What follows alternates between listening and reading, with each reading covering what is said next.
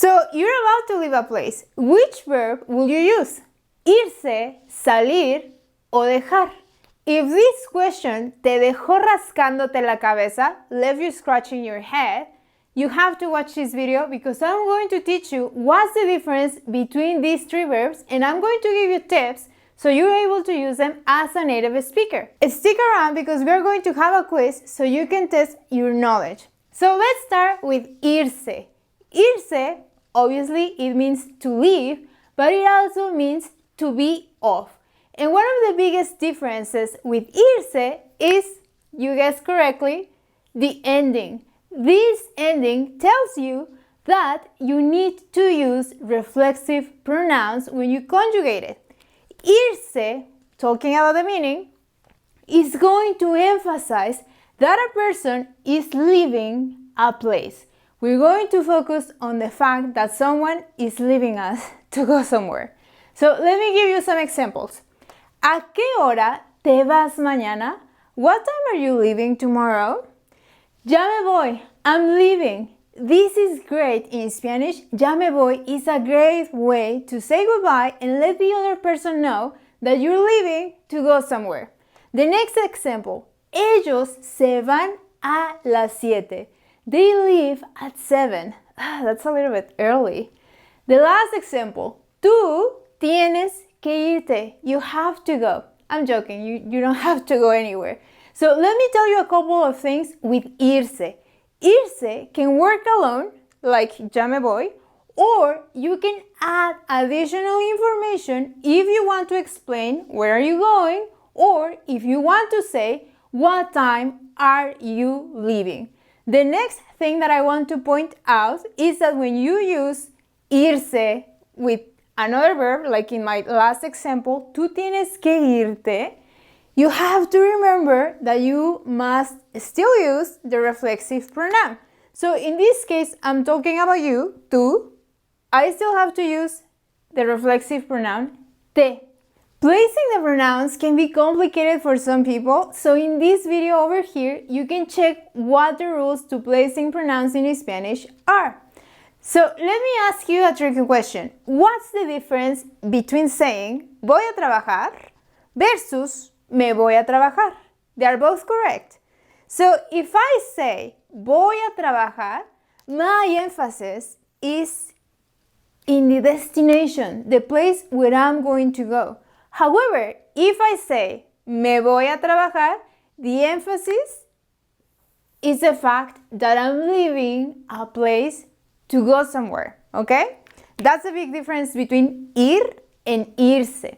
Let's go check salir. Salir also means to go out or to get out.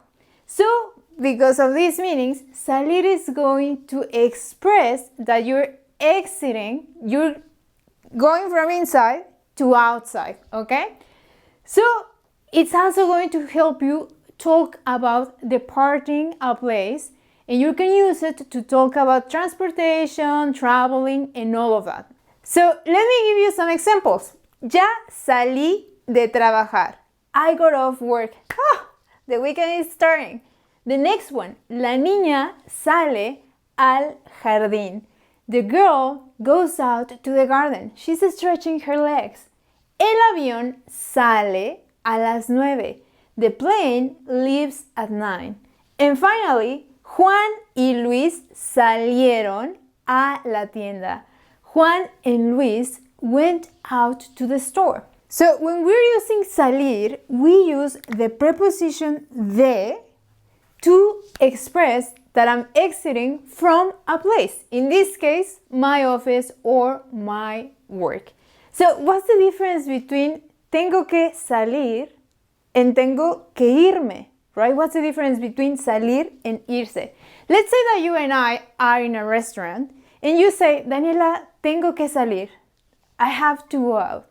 That means that you're probably just looking for fresh air or you have to take a call, right? So I'm just going to wait for you there. But if you say, Daniela, tengo que irme, and I stay there, I'm going to be waiting for you and you're not going to be back because you're gone, right? So be careful when you're using salir and irse. So let's go check dejar. And dejar is probably the easiest one to identify.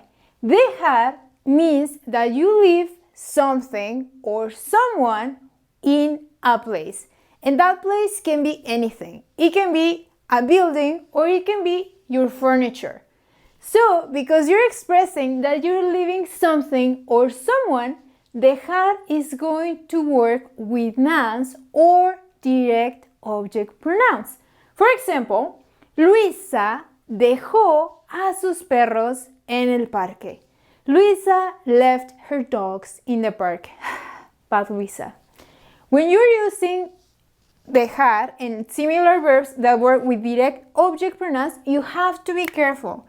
Because if you're talking about people or specific animals, like her dogs, you have to use what we call personal a.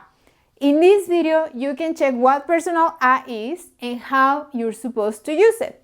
Next example. Siempre dejo mis llaves en la mesa. I always leave my keys on the table. That's a lie, I can never find my keys. Next example. Su mamá no lo dejó ir. His mom didn't let him go. Dejar in Spanish is also used to express permission, to say, oh, she didn't allow me to do something. And finally, déjame en paz. Leave me alone. If you were wondering how to say leave me alone in Spanish, you have to use dejar. You cannot use irse because you're not leaving a place, and you cannot use salir because you're not exiting to the outside. So as a tip, dejar is a very powerful verb and you can use it to your advantage to sound more natural.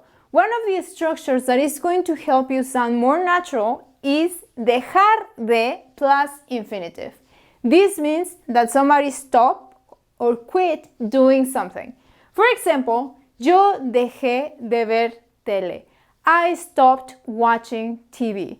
Subscribe to the channel because I'm going to be sharing some structures that are going to help you speak like a native Spanish speaker. So now that you understand the difference between these verbs, I'm going to give you 5 sentences so you can complete them choosing and conjugating the right verb. Deja, you see, deja tus respuestas, leave your answers in the comments and I'll give you feedback if you need it. So, number 1, Laura siempre blank sin decir adiós. Number 2, yo blank de trabajar a las 9.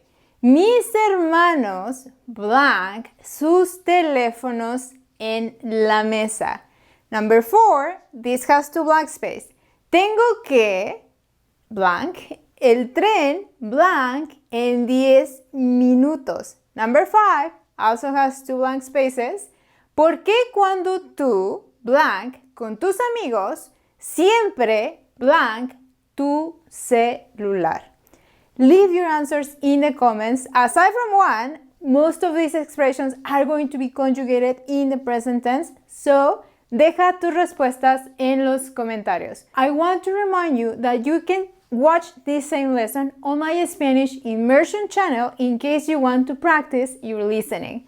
I'm also going to leave you, también te voy a dejar, un link to a guide where you can see more examples using irse, salir, and dejar. So that's it for today, guys. I hope you liked the video, and if you did, it would really help me if you can give me a like. I hope to see you soon. Bye!